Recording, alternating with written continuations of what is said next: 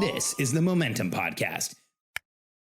If you've been listening to this podcast for a while, you've probably heard me say things like, as entrepreneurs, we give up a 9 to 5 to work a 9 to 11, and I don't mean in the morning. And so many of us get into this for freedom, but we end up stuck and plateaued and in a place where we're doing way too much. We have a never-ending to-do list, and we feel like the biggest bottleneck in our businesses.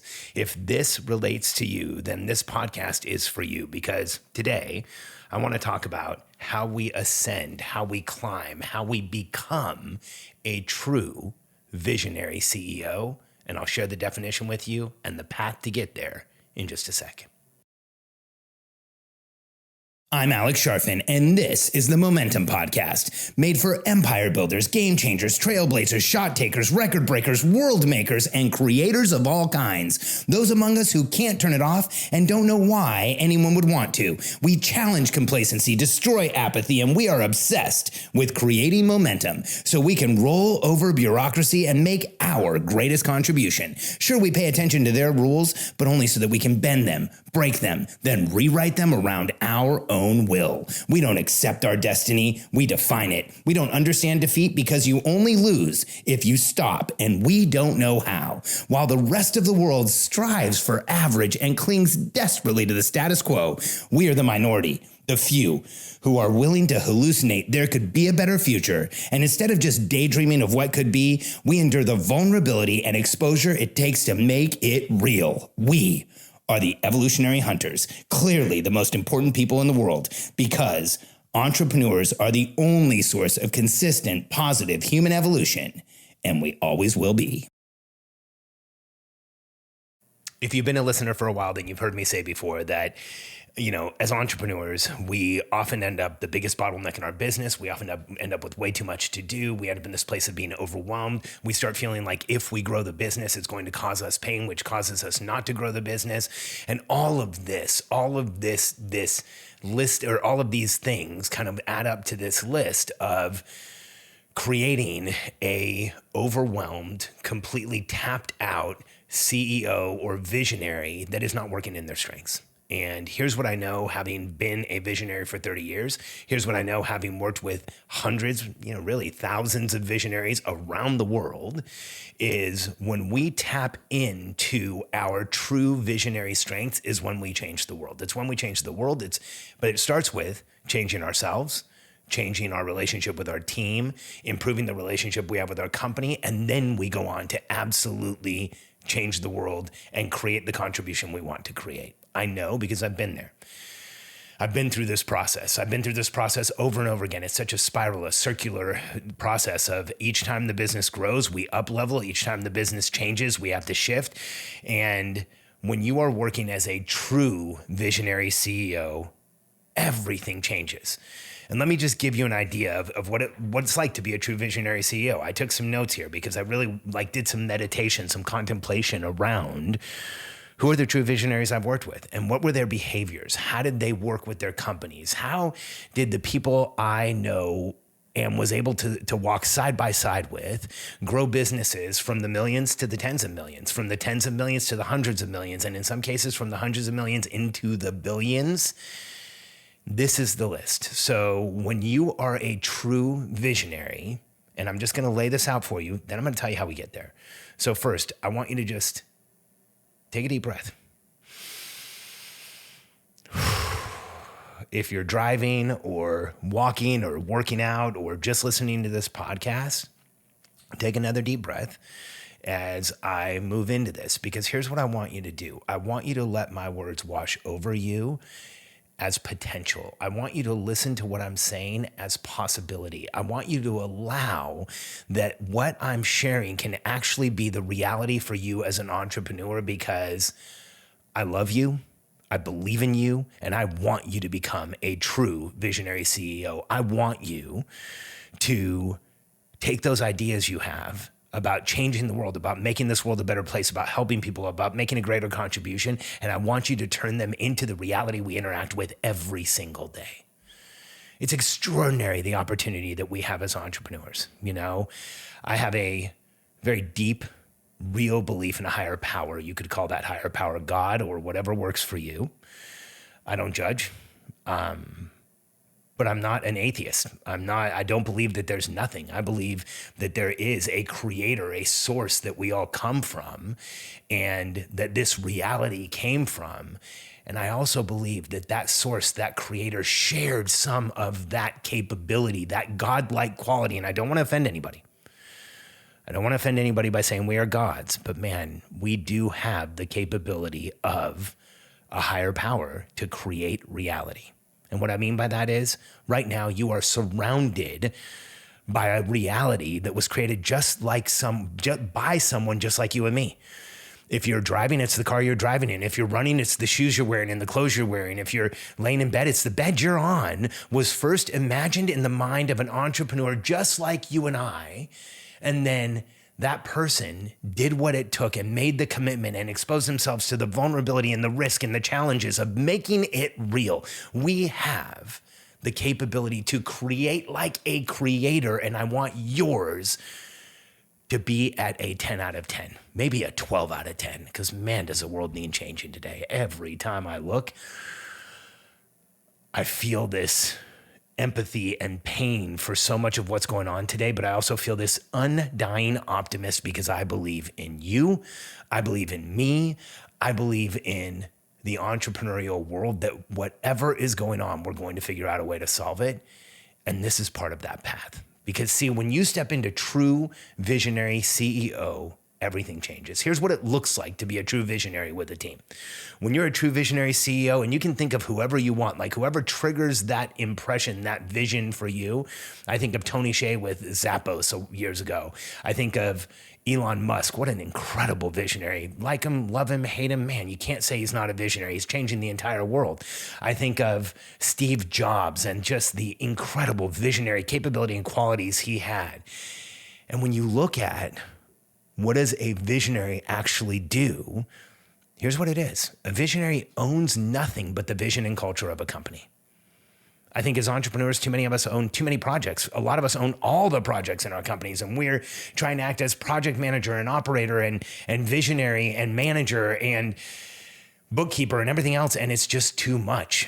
You are moving towards a reality where you own nothing but the vision and culture of the company, which means that doesn't mean that nobody owns it. That means people on your team own the outcomes of projects. People on your team advocate for the projects. They report progress. They get the right people involved. They move those projects forward, and those projects are achieved without you having to own them. You might be involved, but that's up to your choice. See, the second part of being a visionary is that true visionary is that because you own nothing, you can back out and take a look at the plan you have for your company. Take a look at what your team's executing this quarter, this month. And in the month, you can choose to be strategically involved in the projects you want to be. You know, we hear this mythology, especially around Steve Jobs. You know, you hear that when they were developing the iPod music player, that he was so involved that he would walk right into the cubicle of an entry-level engineer and say, okay, show me what, maybe not entry-level, but a project engineer, and say, show me what you're doing with the battery. Show me what you're doing with the player. Show me where the headphones are going to go. Like, I need to see him. And why did he do that? Because he backed out as far as he could, and then he said, here's where I need to be strategically involved. And was he tactically executing? No. He was getting strategic input. He was understanding what was happening. Because he was a visionary who owned nothing but the vision and culture, he had time to insert himself where he needed to get the highest and best work out of people. And you can do this too. Don't ever believe you can't do this. You absolutely can. A visionary, true visionary CEO is rarely tactical. In fact, a true visionary CEO not only understands their gifts and strengths, but they work in them most of the time. Here's my assumption about you and what I know about me. When I'm working in my gifts, when I'm working in my strengths, it's nothing short of magical. And I don't say that to boast. I don't say that to speak highly of myself, because I don't work in my gifts all the time. I work on this just like you do. But when I'm in those gifts, when I'm in that space where I do what I do best, we have massive outcomes in our business, and everything changes for the better. When I'm in my gifts and strengths, we create momentum like crazy as a company and a team. And the next part of being a visionary CEO is that you actually have time to be a visionary.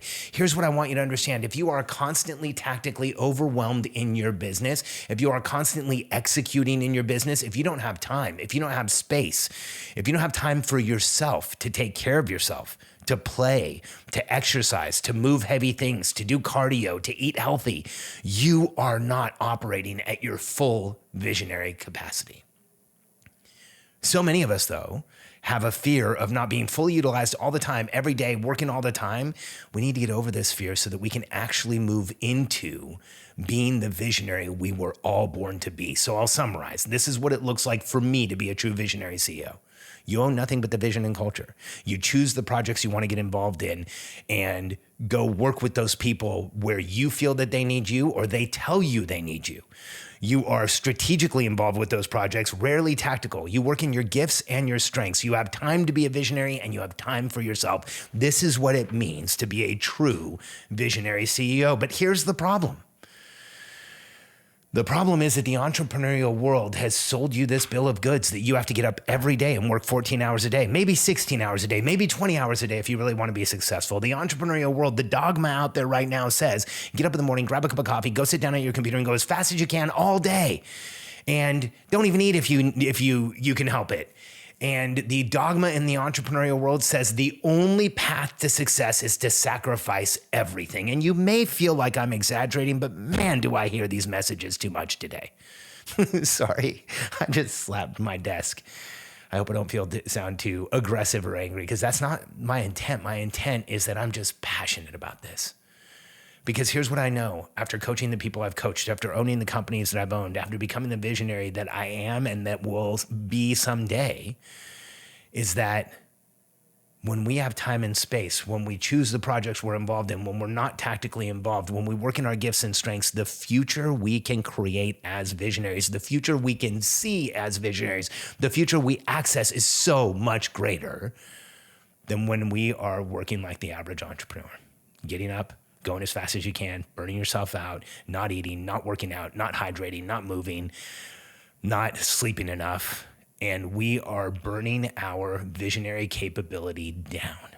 We are diminishing our ability to do what we as visionaries were put on this earth to do, which is get up every day, go into the future, create a new reality, and come back to the present and demand it becomes real.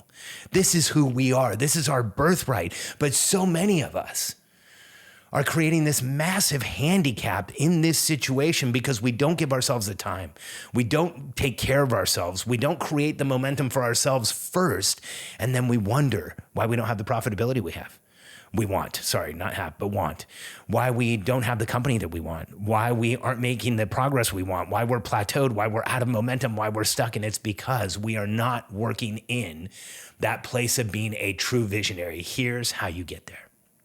The problem for most of us, thankfully, myself is no longer included because I've worked on this for decades now, and now I help other entrepreneurs do the same. The problem for most of us is that we are running our business through our personality, not process. And what that means is personality-run businesses, you get up every day and tell people what to do. You check that it got done. You tell them what to do again. You own all the projects. You run all the meetings. You're doing all the things. You are running your business by personality. And if we pull you out of that business, even for a day, things slow down and they don't get done and the team doesn't move forward. If we pull you out for an extended period of time, the company ends up in chaos because you don't have a process through which you are running the company. You are the process through which you are running the company. I often joke with entrepreneurs, if you don't have an assistant, you are one. And they'll say, ow, Alex, that hurts. Well, if you don't have a process through which you run your company, you are the process. That should hurt. You're not a process. You're a visionary. You're a person who is here to change the world, to make a massive contribution, to impact as many people as you possibly can, to impact yourself, to break the chains in your lineage, to be a brand new solution on this planet. And I want you to get there so bad. And the way we get there is we stop running our business by personality and we start running it by process. We install a process in the company through which we plan what we're going to do, execute like crazy, and make sure we have the right people on the team and they're managed and led and taken care of. And if you do this, here's what it takes. If you work with us, there's other companies that install operating systems. Ours is clearly the best for visionaries. I mean, we've helped so many companies go from 6 to 7 figures, but even more go from 7 to 8 figures. Companies like Credit Repair Cloud, run by Daniel Rosen, went from 2 or 3 million to over 30. Companies like Gym Launch and Atom and Prestige Labs, run by Alex and Layla Hormozi, that collectively started at under $1 million or around $1 million and then ended up over 40 million. Companies like Rachel Rogers and her company Hello 7 and her book, How to We Should All Be Millionaires.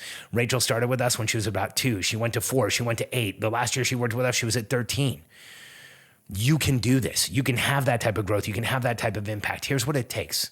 Dedicate time each week to building the process that runs your entire business, or dedicate time each week to installing it. Reach out to us. Go to simpleoperations.com. Let us show you the best process in the market for visionaries to plan the future, execute like crazy, and know what everybody's doing and have the right people on your team. The second step is, once you create this process, trust that process. Don't second guess it. Don't change it. Put it in place and let it run. Have a high commitment level to going from personality to process so you can become a true visionary. And then here's the big one. Here's the big one. You have to change behavior. You have to give up some of what you're doing. Delegate it to your team. Actually let them take ownership, not just short-term responsibility. And if you do this, if you go through these steps, you will move from having a company run by personality to a company run through process. And when there's a process in the organization, you know what that means? That means you don't have to be there every day because the process is. That means you don't have to tell everybody what to do because the process does. That means you don't have to check in on every single project because the process is managing the progress. That means that you have a company that can expand beyond your capabilities to show up every day and check all the boxes, which is what I think every single one of us wants. And when you do this, you step in that place of true visionary. You step into that place of seeing a greater future, seeing better solutions, seeing a bigger impact you can make, and changing the world with the people that you and your company interact with, because you have the capabilities and the team around you and the infrastructure necessary to actually be the visionary that makes the most massive impact you possibly can. I often share with entrepreneurs, if you don't have the business you want, you haven't become the person who can run it yet. And part of that is, if you don't have the business you want, you don't have the process that can run it yet. And once you have that process, once you have an operating system, it will free you up to do so much more than you ever thought you were capable of. And go out and do what you have always known you should. Change the world. Make a massive impact, make a massive income. Of course, I want security and stability and a foundation for you and your family. And go out and help the people you want to help more than anyone on the planet is, so that you are known as the leader in your category and you are known as the person who provides those solutions. You get there through becoming a true visionary CEO. I hope this helped today. I'm feeling super inspired. I don't know if you can tell. I just got back from the Archangel Convention in Canada, and it was extraordinary. So many breakthroughs, so many incredible relationships, so many friends there. Having a community is everything, and it was just so good. And if you're ready to become a true visionary CEO, if you're ready to step into this role, if you're ready to have a process through which you run your business, do something right now, right at the end of this podcast, right when I'm done. Flip over to your browser, type in simpleoperations.com, click on the button on the homepage, answer a few questions from my team, and sign up for a call with us. Let us show you how you can go from being overwhelmed in the day-to-day of your business to actually becoming the visionary you've always known you should be, so you can change the world, make the impact, and change yours and your family's future. We are here to support you, and we can't wait to connect with you. Go to simpleoperations.com, click on the button on the homepage, answer the questions, set up a call. We're looking forward to talking to you. Thanks for being here, and I'll see you on the next episode.